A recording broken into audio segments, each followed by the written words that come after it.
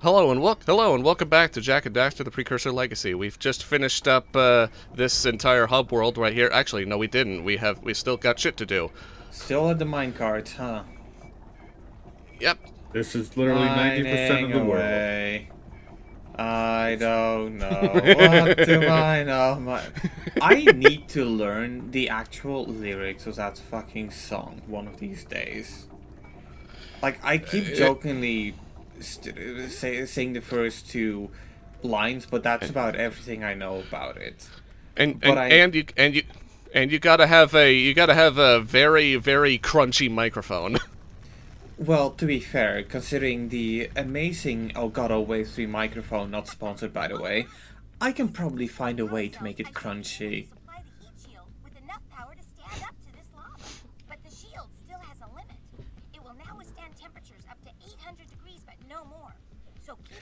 So, anyway, so if Minecraft got mining away, if Fortnite got Chug Jug with you, what song does Apex Legends have? I've no I don't play Apex. I mean, I don't play Apex. I played it a couple of times. I like the robot that allowed you to make zip lines. Yeah. I quite like zip lines. They're pretty cool, especially if you can deploy them anywhere. So yeah, here's the final transitional stage in the game, and the only one that has checkpoints in it. Thank fuck for that. Yeah, because this is long as shit. Well, I mean it's long, yes, but like it doesn't feel that long. It just has a lot of weird ass moments in it. Yeah, and to be fair, you might say that it's long as shit, but considering the lava in this area, or the magma, or the whatever, the shit probably evaporates anyway, so you wouldn't exactly be dealing with that, would you? You know what I mean, Edgy. I mean, fuck lava. with you anyway. I mean, we've already established this like 8 parts ago. Lava, hot. You know? And it also has a little bit of a mini boss battle too. Okay, this isn't really like a boss. It's just more like shoot the targets, and then the door will open. It's still a mini boss fight. Is it? I wouldn't put it on the same level as that one-time occurrence in Crash Bandicoot 4. I was gonna say I wouldn't put that on the same like caliber as the Dark Eco Plant from Forbidden Jungle. I kind of would. Not. It's a mini boss. It's a micro boss. Like it's the equivalent of when Yoshi's Island 2 makes you refight Salvo the Slime in one of the later dungeons, in one of the later fortresses. Right. How about we find common grounds and call it a nano boss? Neno. Yes. Yeah, it's like, also, I want to point out that Kira says she upgraded the heat shield. The meter still raises the same length that it did before. Okay, it's still increased it. She didn't do crap. It's a placebo effect. Yeah, and it's like it should honestly have gone up slower to make it harder. Yeah, I would have agreed. I would have to agree that if it went slower and like all the obstacles are more like abundant and like actually like harder, then it probably would have made more sense. Yeah. But essentially it's just a longer version of Red Mountain. And it's also just a longer version of Fire Canyon, which is also a longer version of Red Mountain. Oh no! Thanos got kidnapped. Oh, what a shame. Oh no! It's Maya's fault. Anyway. That's why I couldn't find her. Oh no! Anyway. Look, this has been the one major thing of curiosity on my end. So like, I'm gonna look this up. What? What? So you think we're going in the Citadel, right? Well, again, I keep saying this multiple times. We got shit to do. Yeah, because you missed a lot of stuff. Yes. Oh, never mind. Still couldn't find anything. What even are you looking up? And well, I was curious on how much stuff there is of Maya. Oh. For research. I thought you did context. that yesterday, during the last session. Yeah, but I had Maya misspelled. I thought it was with an Y, not with an I. I did too. No, that's you're thinking of like Phoenix Wright's Maya. There's a lot of Mayas. Yes, and yes, Maya and there's even Fun fact. There are so many Mayas. They made a calendar out of it.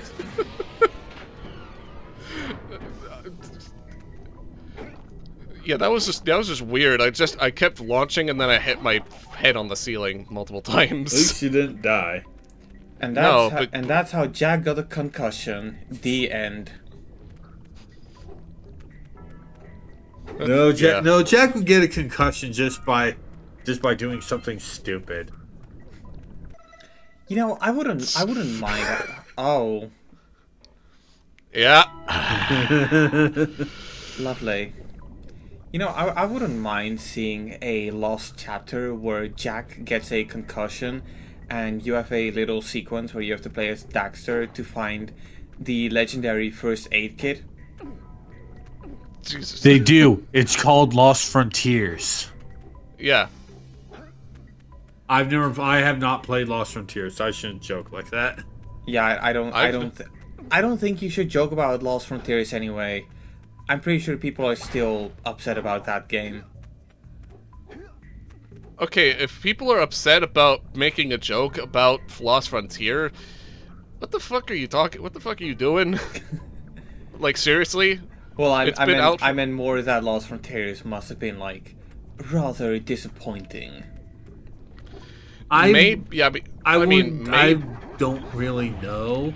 All I know is that basically now it actually improves on the light and dark ecos from Jack 3.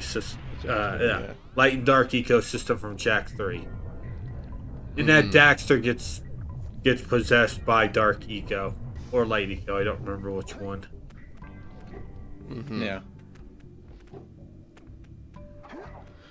And No, I think it was since you left, you have to rerun all the way through the dark cave. I wasn't too worried about that, to be honest. You know, this is why you need to make sure that you don't use Energizer. You should be using Duracell instead. That way they would stay on. No, I'd rather use Puck cells. You'd rather use what? Nothing. Yeah, this is something I'm probably too European for. That was really good. That was actually really lucky. Yeah, I know, right? Also, I've been watching a lot of Dank Pods recently, and like, Puxel is a brand of batteries that are from like Australia, I think. I don't think it's from like Australia specifically or something like that, or maybe it is. I don't know. There you go. You found it. Yay! After you but it's left something. it. It's something that like is a running gag with him. If you ever watch him, I recommend it. He's quite funny. I recall watching the LTT video where he was featured, but it hasn't exactly motivated me to watch the channel. So yeah, maybe one day, but I don't know. I'm not really in the market for any new tech YouTubers to watch. So I've kind of got my main entertainment guy, my main go here if you actually want an informed video, but also still some funny moments, and I've got my why am I still subscribed to this guy. He stopped making videos a long time ago and only pops up every now and then. If you know who I'm talking about, we can be friends. You heard it here first. Alright, well, all the backtracking's done, so now it's time to go save the sages. Oh, and I guess we can also save Samos, too. Yeah. Also, you may have noticed that, the power cells say 94 instead of 96. I actually did not notice that. You're welcome. I don't know why I brought that up, but, like, yeah, whatever. It probably was a thing for trading in things. And it was also just a way for me to like hone in my editing skills and transition and make a whole like transition and shit. Yeah, I saw that. Kidnap I saw that Samos? transition. Because Samos is the green sage. No, when did they kidnap Samos? Because it's like, it's weird. I think apparently he got kidnapped shortly after Kira met Jack and Daxter like at the beginning of the lava tubes. But that's some fast ass kidnapping if that's the case. Yeah. I think a better bit of storytelling would have been, they bullshit their way and just kidnapped him while he was teleporting. It's stupid, but it's like at least it makes sense a little bit. Yeah, I mean, it would make sense if they like managed to hijack the teleporting frequency or whatever. Also, don't forget, Gaul is also a sage. Yeah. So he could do that shit too. Yeah. So. Anyway, Gaul Maya Citadel, the last stage. The last major stage in the game. No, it's the last stage, period. Because after this, it's just this and then the boss fight. I mean, the last stage is also the last major stage. You know? So I'm not inherently wrong. True. Yeah, basically you're just going through challenges of almost every eco color. Blue ecos is not that bad. I usually go for the yellow sage first because it's one of the easier ones. Yeah, blue and yellow are honestly the less headachy ones. Yeah. So I'd rather just get this one out of the way first. Okay, so those jumps looks like they'd be really easy to mess up. Yeah. Yeah. Yeah. I actually thought you were going to fail that one. I did. Yeah. But I didn't. Oh. Yeah, and you need to make sure you have blue eco in order to hit this. Like as soon as I got that eco and launched, I immediately held down the stick, just hoping to God I land on that, and also get the weird looking thing. Yeah. Yeah.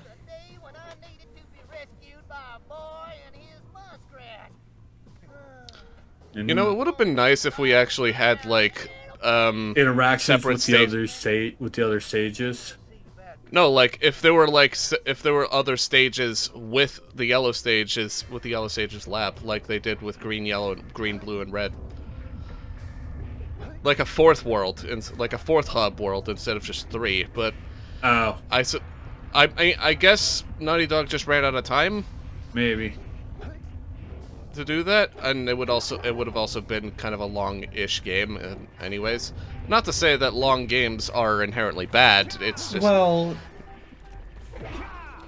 it depends on the game, really. Look, you can have a short game and have it be long for those who want it to be long, but I do notice that nowadays, and especially on like the PlayStation exclusives of nowadays, games are most of the time unnecessarily drawn out, and yeah, it's kind of one of the main reasons why I want to get more into PS2 games, just to get a bit of an idea on what PlayStation was like when they were cool. At the same time, I literally admitted before starting this recording that I had purchased the upcoming Horizon Zero Dawn remaster.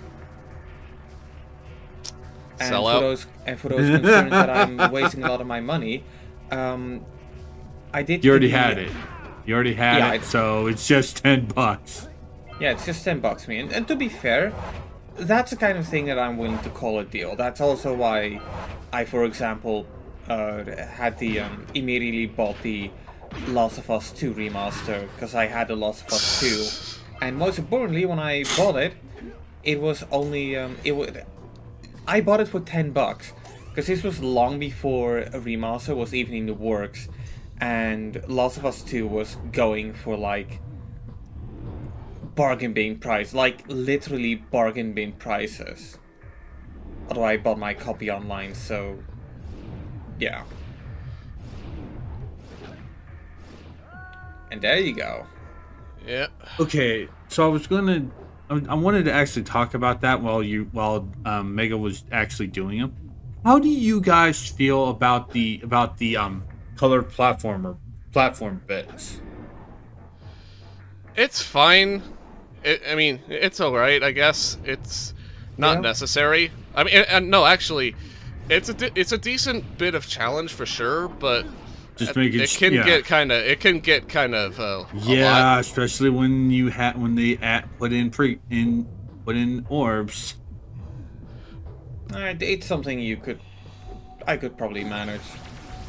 Yeah, I could. I don't see any harm in it. It's a nice challenge. Yeah. Maybe 100%. Maybe a bit difficult for those who are just getting into gaming. But you know, gotta prepare them for the really rough challenges. Yep. I wasn't waiting for the. I hate that. Like, I hate when you're in a moment when you have to rush, and it's like, oh, we're going to put this thing that you have to wait for.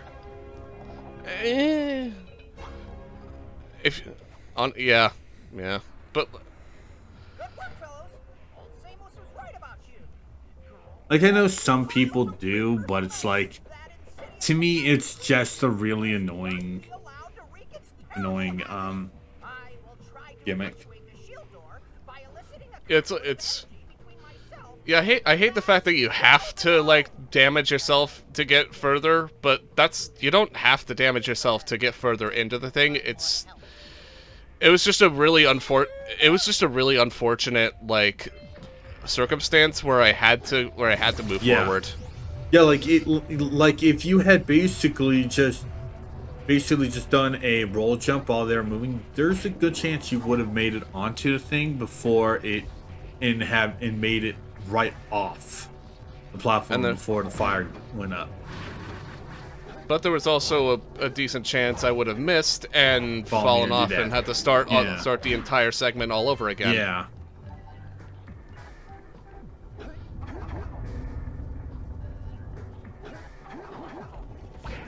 At least this game isn't that bad with checkpoints, unlike 2. Yeah. Yeah. I mean, when it comes to games like this, it doesn't really matter if they're good or bad with checkpoints, because nowadays we have this thing called save states. And I don't care what people say, they're a good thing to have. Yeah, that's how I beat Castlevania 1. Nice plug there. I Yeah. How did you enjoy Castlevania 1? Really? We're actually doing this? Okay. It's aged, but I'm not gonna say it's a bad age. There are some things that have aged badly in it. But like there's control, enemy placement, stages, stair climbing. Stages are mostly fine. The stages are mostly fine. It's the enemy placement that kind of just drags that part down. Yeah. And also it's an NES game from the 80s. Yeah. So you're kind of expecting that kind of bit of unfair challenge. Yeah. In the first place. Yeah, but it's still pretty decent. Yeah. I fucked up there. You should have just gone for the other orb. I knew I was gonna die anyway, so I decided, screw it, I'm just resetting the thing. You were doing it for the vine. Yeah. I guess. I would have actually lost if you actually had died. I would, yeah. That. Yeah. It's like that would have been pretty funny. I really was expecting. It's like, you're gonna die. You're gonna just. You're gonna miss. But no. You're either gonna grab the orb and die, or you're gonna miss the orb and die. But instead, I grabbed the orb and the ledge. Because one thing I didn't touch about this game, the ledge grabbing in this is very snappy and precise, which I very do appreciate. Yeah, that's what you need to do in a 3D platformer like this. Exactly. Well, even in 2D platforms, it's a nice feature to have. No, like a bad example of like bad responses to like ledge grabbing, if any ledge grabbing in the slightest, is when you're jumping on platforms and then you just fall through the platform because you're not precise on the platform. Gex 3. That's my vote for that, because in the Greek stage, there are crumbling floating platforms that crumble the exact second when you step on them. Yeah, even doing the ledge grab causes them to crumble. Man, Crystal Dynamics were frickin' mean back then. Yeah.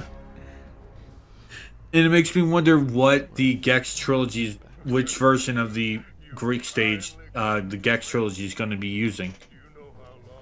Did they not make any statements about combining the two or something like that? They still have not. They've not said anything about that.